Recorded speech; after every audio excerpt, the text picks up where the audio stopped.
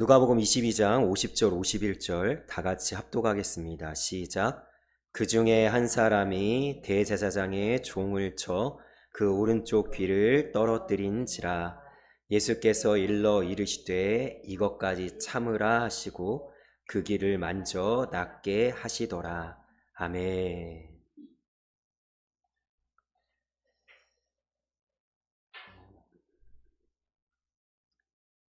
예수님께서 자신의 능력을 사용하시는 것은 참 인상 깊죠. 사실 이 부분에 대해서 많은 사람들이 열광하기도 합니다. 특별히 이제 요한 오병이어의 기적을 일으키셨을 때 예수님 왕 삼으려고 하고 예수님 쫓아다니고 이런 일이 일어나잖아요. 그러니까 예수님께서 엄청난 능력을 사용하시는 것도 우리에게 인상 깊지만 오늘은 그것보다는 좀 반대되는 예수님의 모습에 좀 주목하려고 해요. 오늘 이 장면은 예수님께서 잡히시던 순간 일어난 일입니다. 그 중에 한 사람이, 우리는 누군지 알고 있죠? 예수님의 제자 중에 베드로가 요한복음에 콕 집어서 베드로라고 이야기를 합니다. 이게 콕 집어서 이야기해줘요, 사도 요한이 가끔. 그래서 베드로가 예수님 잡히지 말라고 검을 휘두르는 장면이죠. 그래서 예수님을 잡으러 온 대제사장의 종 말고의 귀를 이제 떨어뜨렸는데,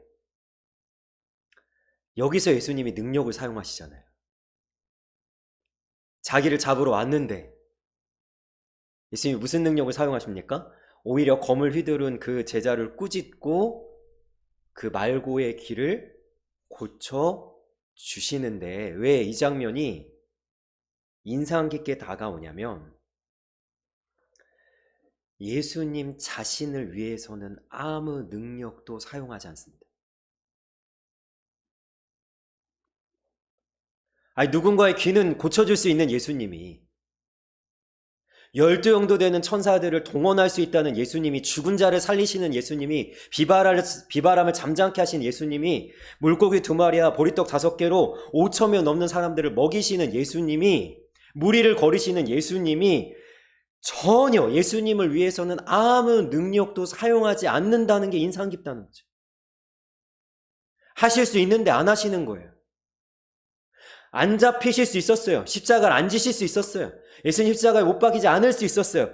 그런데 예수님께서는요, 자신을 위해서는 아무것도 하지 않으시고 힘없이 맥없이 그저 잡혀가시는 거죠. 이 장면을 그러니까 한마디로 얘기하면 이렇게 되는 거예요. 말고는 살리고 예수님은 죽는 거죠.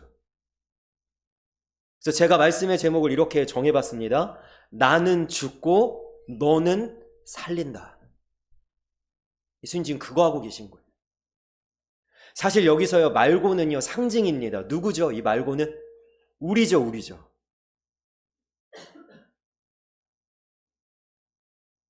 저는 말고처럼 예수님 잡으러 안 갔는데요. 저는 예수님 십자가에 못 박을 생각이 없었는데요. 그런 이야기를 하실지 모르겠지만 우리의 죄 때문에 예수님이 십자가를 지신 거잖아요. 제가 예수전도단에서 DTS라는 훈련을 받은 적이 있습니다. DTS 훈련을 하면 이제 저희가 그 하나님의 음성을 듣는 이제 여행을 떠나요. 지갑도 놔두고 핸드폰도 놔두고 오로지 하나님께서 먹이시고 입히신다는 그 믿음 하나로 하나님이 지시하시는 곳으로 가고 거기서 하나님이 공급하시는 것으로 해결하는 광야 여행이라는 것을 가는데요.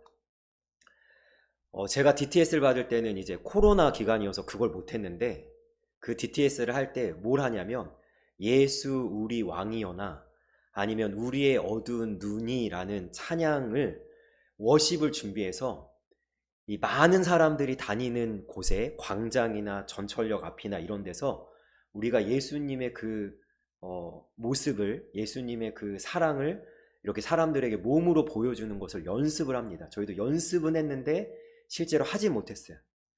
그런데 우리의 어두운 눈이라는 이 찬양의 가사를 보면 우리의 어두운 눈이 주님을 몰라봤고 우리의 잔혹한 손길이 주님을 채찍질했으며 우리의 무지한 그 모습을 통해서 죄악을 통해서 예수님을 결국에 못 박았다는 내용이 나오는데요.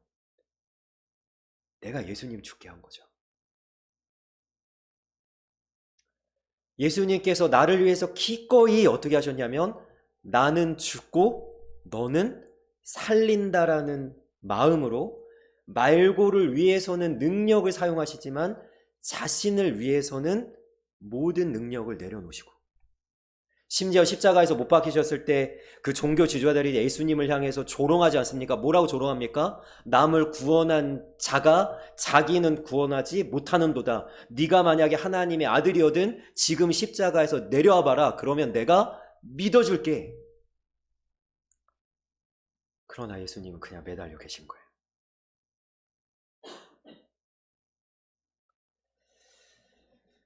저는 이 말씀을 묵상하면서 그러면 자신은 죽으시고 우리를 살리신 주님을 위해 우리가 어떠한 마음으로 어떠한 모습으로 살아가야 될까 좀 생각할 필요가 있는 것 같아요.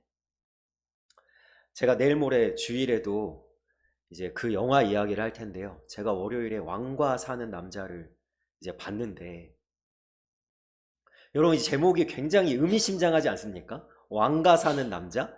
그런데 사실은 우리가 왕과 사는 남자잖아요. 그죠?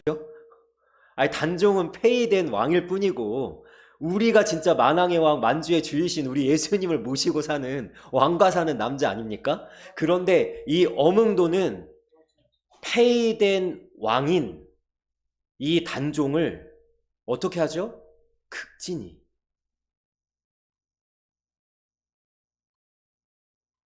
사실 자기에게 남는 게 없어요. 아무것도 득이 될 게 없어요. 그 단종의 시신을 거두었다가 도망자의 신세로 살고 그 집안이 패가망신해가지고 241년이 걸려서야 단종이 복이 될 때 자기도 충신으로 그 종이 되는 거 아닙니까? 그러면 최소한 우리가 예수님이라는 왕을 모시고 사는 우리가 그 정도의 충정과 그 정도의 성실과 그 정도의 우리의 마음을 다함을 우리가 주님께 보여드려야 되는 거 아닙니까?